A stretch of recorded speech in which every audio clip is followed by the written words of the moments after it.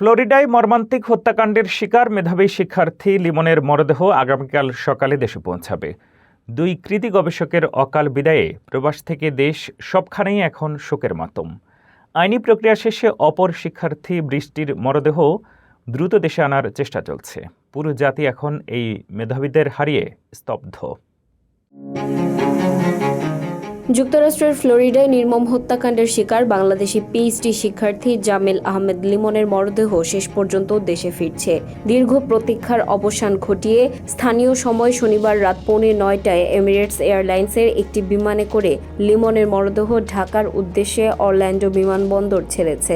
Dubai হয়ে সোমবার সকালে লিমনের মরদেহ পৌঁছাবে প্রিয় মাতৃভূমিতে। গত 16 এপ্রিল সাউথ ফ্লোরিডা বিশ্ববিদ্যালয়ের এই দুই মেধাবী শিক্ষার্থী জামিল আহমেদ লিমন এবং নাহিদা সুলতানা বৃষ্টি নিখোঁজ হন। দীর্ঘ 8 দিন তল্লাশির পর 24 এপ্রিল লিমনের মরদেহ উদ্ধার করে পুলিশ। এরপর 30 এপ্রিল ফরেনসিক পরীক্ষার মাধ্যমে নিশ্চিত হওয়া যায় যে নাহিদা সুলতানা বৃষ্টির মরদেহ পাওয়া গেছে।